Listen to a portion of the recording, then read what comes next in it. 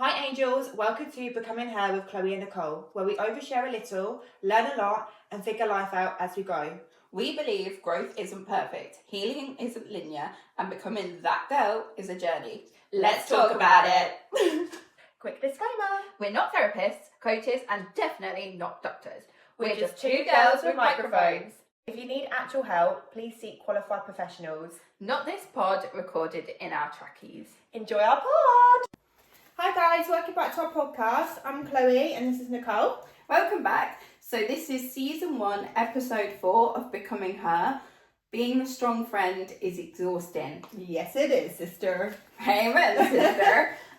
So yeah, we think that, year of the horse. Yeah, year of the horse, so only good things to come now. Yeah. Positive. I'm actually very excited. Yeah. I know we say that every time, but I genuinely am. Yeah. Yeah. Everyone's year, this is your year too. Everyone's year. All the women's year. The men, no. No, I'm joking. I'm joking. I'm joking. But yeah, I think to be honest, I think this is going to be one of those where people are tired of being the strong friend. Yeah. And they might listen and go, yeah, I'm not going to do this anymore. And I think that's actually really important. So I think this is going to be a good one because I'm a bit of a both. I am an offloader, but I'm also a listener. So I feel like I'm both sides of what you're going to be talking about. I can be both of them. Both people. Mm-hmm. And actually, I think that's fine. Yeah. I think that's what we should all be. Mm-hmm. I think a lot of my life was spent being the strong person. Yeah. Because I was conditioned for ages to Yeah. be just supportive of Yeah. people rather than having any issues. Yeah. And I couldn't have a voice. So I think I have not really been both. Yeah. And But that's okay. I feel like you're opening up though, like recently. Yeah. Like maybe because you've just been this strong person your whole life. I feel like now you're allowed to like kind of let your guard down and like trust people more maybe. Yeah. Trust friendships more and relationships more. I actually agree. I think trust is huge. Yeah. And friendships as well. Like you've got to have trust in all friendships. Yeah, definitely. And that's hard in this day and age because people are about the gram, about the shallow friendship vibe, which might just be, taking pictures. And actually, who's there for you when you need someone? Oh yeah, definitely. That's what it really is about. But yeah, I have something here. What no one tells the strong friend, you don't owe emotional availability. Yeah. I think in this day and age, and that has been really significant for me, and I'll say a story actually in a minute about something that happened, but I think you're expected, no matter whether you have kids, whether you have a business, whether you have a husband, whether you have a boyfriend, whether you have dogs, I don't know, everything, responsibilities, you're expected to be there for people unquestionably, and that's so true. Possible. And people don't understand, like, everyone has their own life and their own problems going on, and just because like you've got children and you've got a family, it doesn't mean that you're more busy than anyone else. No. So people might look at it like, oh, you're single and with no family, you've got a lot of time, but I've got a lot of personal stuff and a business. So I feel like everyone needs to like acknowledge that everyone has their own life going on, and it's okay not to reply instantly or can't always be there for someone, and it's just that's a healthy friendship. I agree. I think you've literally said this, you don't have to be strong to be worthy, and I do think that when you are expected to be the strong friend constantly as well, constantly, your worth is attached to being the strong friend. And it makes you have no boundaries. And I literally have a friendship that last year, I believe, where I was expected to be the strong friend. And I used to spend like 2 hours on the phone and missed very valuable time with my baby, who was at the time maybe 6 months. Maybe around, I can't remember. I know, tiny baby. And Alex used to come in the room like, are you getting on the phone? And then when I was going through my miscarriage, which of course, really sad, little boy, last year, I said to this particular person, I said, I can't be there for you right now. And that doesn't make you a bad person either. That's you acknowledging that you need to kind of put your feelings first for once. Yeah. And I went through 2 actual miscarriages back to back, and I just said, in the middle of them both, I just said, I can't be there for you right now. And I was exiled. You're not my friend anymore. And it was like, okay. And I think people are scared to say, sorry, I like put that boundary. I bet you questioned that boundary when you put that in place. That was you doing the right thing? Yeah, I do. Because you felt bad of that friendship. But then later down the line, obviously now you're like, no, I'm glad that you put that boundary in place. Yeah. I think I would have, I don't know, I wasn't coping emotionally myself. So how can I support? Yeah, it's really mature of you. And I feel like, look, maybe as we get older, we start to realise that. Like my friend Lena, she actually messaged me the other day and she was like, sorry, I'm just really sick at the moment. Me and the baby are sick at the moment. I'll get back to you in a few days. And normally I'd be like, not normally, sorry. I was like, okay, like absolutely, like have your time and like come back when you're ready. You shouldn't have to like be persistent and needy in a friendship that makes the other person feel like it's too much. And it's just the communication that obviously... What's that word? Smothering. Yeah, smothering. You're smothering. I am quite a smotherer, I'm not going to lie. But yeah, in friendships and relationships, I'm very much, but I'm learning, like obviously I was like, oh my God, like, hope you're better. Like, come back to me. Like, don't feel bad about not replying to me. And that's a healthy friendship. Yeah. Like, come back when you're ready and then we go from there. There's no pressure. So that's where you're not putting her worth to you as being constantly available. Yeah. You're actually in a very non-toxic friendship there. And I think, the real friends will stay, remember that. Yeah. And it says emotional labour does not equal love. Yeah. And I think women confuse exhaustion with loyalty. But if it drains you, it's not love, it's labour. Yeah. And I think, so true. Yeah. That is something that people can maybe take away and go, actually, I'm being drained by this person. It doesn't matter. It doesn't mean that you dislike that person. It's just that you just need to take a step back. They don't need to know that, but you just focus on you, and then just still have that healthy friendship. But just take a little bit of a step back. Yeah. And another thing, like you shouldn't have the need to reply constantly to someone. If you're busy, I'm always just I've got to reply to this person straight away. But now I'm like, I need to get what I'm doing, sort myself out, and then reply. And friends can be like, oh, why are you not replying, like this, but you need to acknowledge like everyone has their own lives, and I feel like as you get older you do realise that. Do you find as well, because I actually was one of the last people out of my friendship group to have kids, believe it or not. No, I was. Ding ding ding. Yeah. That's me. Do you find that people, and I'm probably guilty of this myself, maybe with you, because you don't have the kids now. Yeah. And do you find that people with kids expect more from you because they're like, well, what else are you doing? Yeah, that is really true. They just feel like, oh, you haven't got kids, you don't know what it's like, but you've got your other own life problems going on, so yeah. And I always found that I was always the person that made the effort to, go to their house. And I feel guilty saying this to you, because you always come to our house. Yeah, but I'm not bothered about that. I like coming here. You like coming here? I like coming here. For their free food and coffee.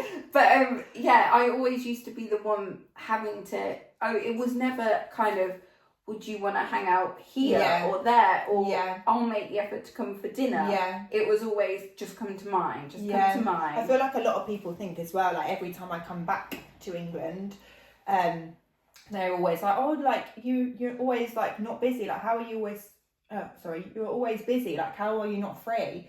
But like you have no kids, like you haven't got a house. Like how are you not free? But like life is busy. Life is so busy, and probably even more busy if I had children. But I'm still a busy person. Like I've got nieces, I've got nephews, I've got 3 older sisters, I've got family in London here. Like it's just a business. I've got to look after my staff. Like it's busy, and then try to keep up on my own personal life, like going to the gym, eating good, and life is just so busy. And people just need to acknowledge that everyone has their own life going on, and that's so good. I'm actually just glad I said that, because I used to always, I guess, have a little bit of resentment, not real resentment, a tiny bit, where I was like, just because I don't have kids doesn't mean I'm not busy. And it was...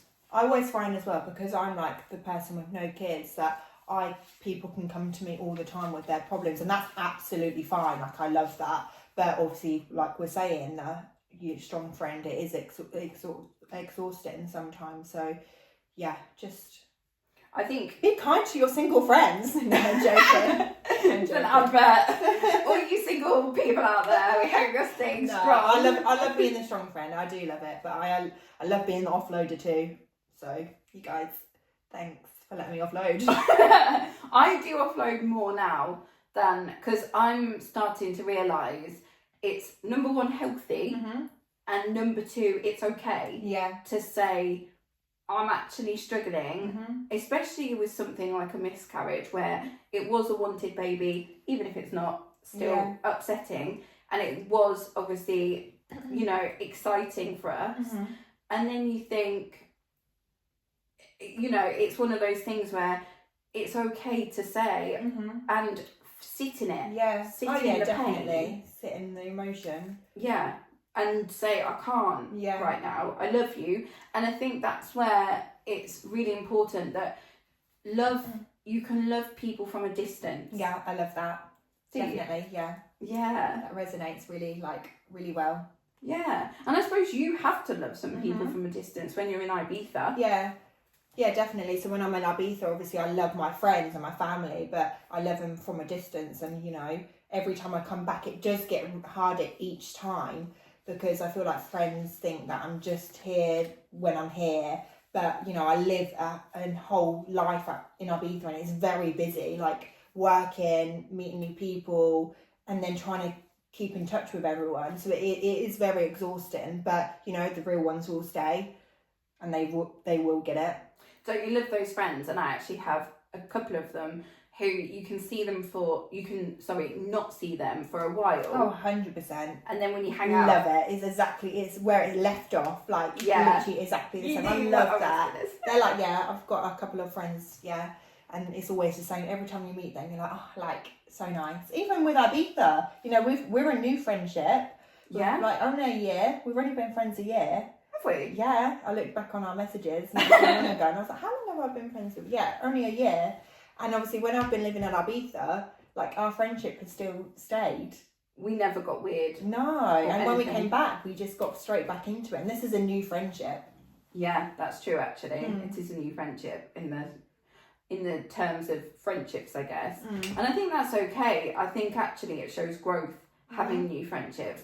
A mature friendship. Yeah, this is definitely a nice, chilled. Yeah, mature friendship. I really love, and this is something about you that I love, is that when I don't reply and I'm like, I'm going to do that tonight, and then I don't, you never, ever, ever say you didn't do it. Yeah. And I feel like I've learned though, because I have been that in the past. Have you? Yeah, in relationships as well, friendships. And I'm like, but I realise like everyone has their own life. I realise how busy my life is. So imagine how everyone else's life is. So you just kind of like accept it. They reply when they want to reply, and I'll be there for you when you want to be there, when you want me to be there for you, and just be a chilled, healthy friendship. This is some. Sorry, I was going to say, friendships are obviously two ways. What you pour into my cup, I pour into yours, and that's a real good thing. But I think as well, it can be two-way, but also it's linear with time. You can't say, well, I poured into your cup yesterday. Yeah, definitely. You're not keeping track on it, like pour making into my notes. cup today. You've been there every day this week with me crying. Like, you can't be like that. 100%. No, you can't expect. I don't know what the word is, but you can't expect. It's not loyalty. You don't give to receive. No, you can't say, well, I've been here the whole time, so you now must be here. It will balance out anyway, like naturally in a good, healthy friendship. Yeah. That's what would happen. And don't you think as well, you can miss people and still not want them back in your life? Oh, God, yeah. Yeah. Friendships, relationships, family. Yeah, 100%. Family. Yeah, that's a big one for me, especially. You can honestly think, okay, I wish you well. I don't hate you. I think as well, Hollywood makes us have this image of like a friendship breaking up is going to be dramatic, throwing flowers. Like, I don't know. Yeah. I don't know. Like needs to be a big scene. Yeah, and it's not always that. It's just fizzling out naturally, organically. Oh, I love that word. Organically is a good word for describing it, because you think, okay, we didn't fall out. You can grow different. You can grow different. You can grow different. You can grow differently. Is that the right? You can grow in different directions. That's what I'm trying to say. Yeah. Like in friendships and relationships, you can just grow differently. I agree. And that's okay. Yeah, and sometimes you match up. Yeah, we're very different and we match up. Yeah, and I feel like even if you went back to Ibiza and then came back, we fell out. No, definitely not. And I have friends like that. If you're going, I'm not going to be friends with you. I actually think that's good growth. Good growth to be one of those people where you can accept that. Yeah. I think all elements of, maybe it's immaturity, but when I was younger, I think I did used to be upset.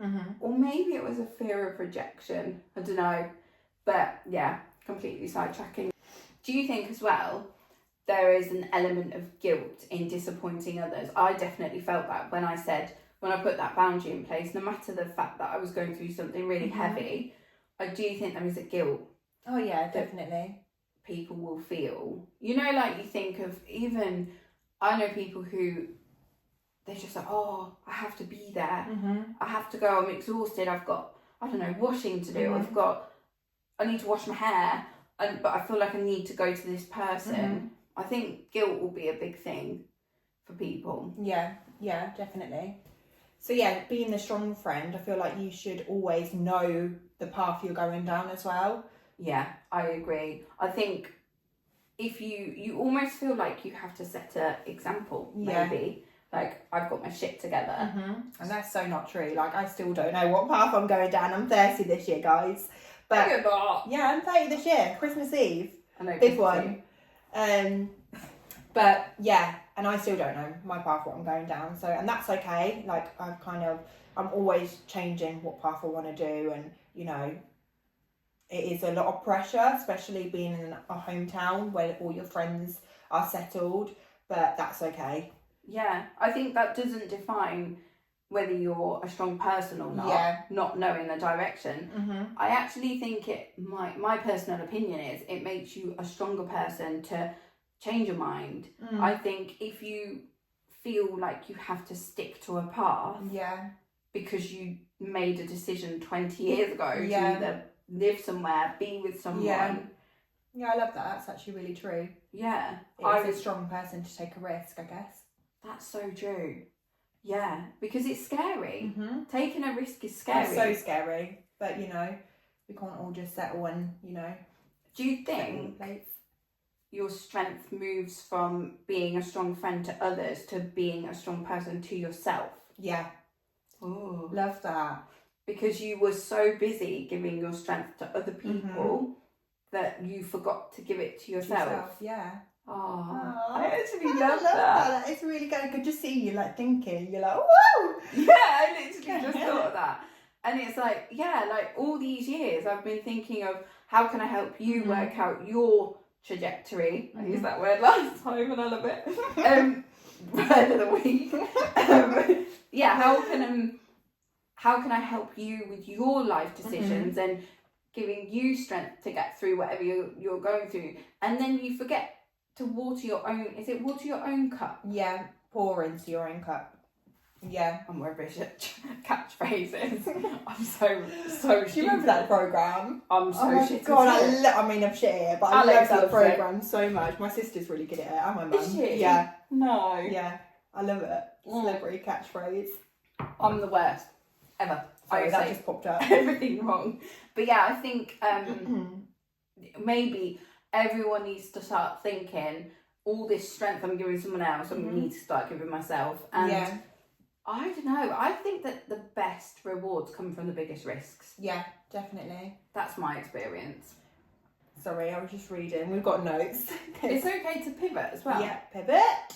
Pivot. My friend Stacey's gonna die. She loves Friends. I love Friends. Whenever I do a Friends quote, I say it, and then I look at the person like, do you watch Friends? Because if you get it, you get it, and if you don't, you don't. And we can't be friends. Yeah, no, we cannot be friends. Although I didn't realise I'm not very good at Friends, because we went to my friend, this is a sidetrack, we went to my friend Stacey's hen do, and she knew like Friend episodes inside out. My friend Amy, absolutely loves Friends. I literally watch Friends getting ready for a night out, just because it just makes me happy and I'm in a good mood. So yeah, I listen to Neo. Miss Independent. I blare that out. I'm like, come on, let's go out listening to this. But yeah, I think when you are almost changing direction and you're pivoting, you're labelled inconsistent. And I don't think that's always true. I'm not inconsistent, guys. No, you're the most consistent. But you have to be consistent in what's going to help your life, because we are only here once. And you need to do what you want to do. You shouldn't have to settle because your family or your friends think you should. Just block out the background music, what's going on, and do what you want to do. I agree. I was going to say something, but I thought you was going to go. Okay. Validate listeners who feel torn between peace and approval. Yeah. It's a really good one. Yeah. Because actually, when you're looking for approval all the time, it's the least peaceful. I don't feel peaceful at all. Thinking about it, we've actually done really, did you ever think that you used to, look for approval, younger version? And now look at you now, you don't have time to look for approval. You just don't. Life's so busy, that just shows our growth. I agree. I think it's such a, what's it called, a weight off. Yeah. When you start going, oh God, what will they think if I decide this for me? Yeah. And then you just go to the point where you're like, that's them, this is me, and I don't care. Yeah, I don't give a fuck, literally. No. I'm making decisions for myself, for my family. I do think you should consider, if you have kids, you should consider your kids. But I don't think that you need to care. You shouldn't have to. No, and that is part of the guilt of letting go of being a strong friend, is you can overthink constantly. Are they going to be mad at me? Are they going to be upset? But actually, if they are, they're not the real ones. Yeah. Everything happens for a reason, and the right people will stay. I agree with that. I do think the right people will stay. 100%. So yeah. Where's my other phone? I thought you was having a blonde moment. No, I literally. Would you like my quote? Yeah, go. Let me find it. 2 hours later. Even the strongest people need support. No matter how independent someone is, it means the world when someone shows up for them, whether it's family, a friend, or partner. Everyone needs someone who cares. That's so true. So you don't have to always be the strong person. No. I think that's really important. Take time for yourself. Yeah. It's always learning. We're always learning and improving. But yeah, I think you just have to take time for yourself. Have a bath. I say that to Lena all the time. She's going to laugh at this. Really? Yeah, I'm like, if she's having a little, busy life, I'm like, take a bath, put the candles on, and she's like, Chloe, I don't even like baths. I'm like, just do it. I don't like baths. Have a bath, put the candle on, that I sent you the other day, me in the bath, and you even said it looked so relaxing. It did look relaxing. But yeah, guys, take time for yourself, have a bath, put the candles on, nice music or a podcast, listen to us in the bath. Hi, we can see you naked.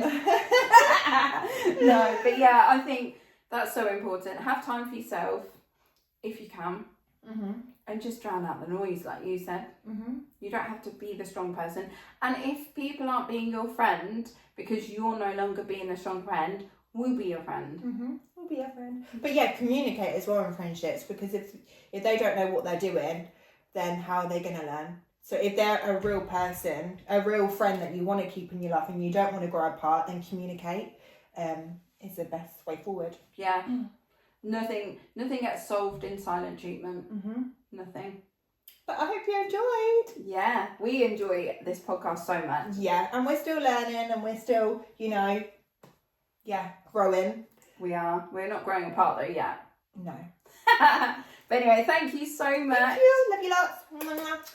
Ta-da.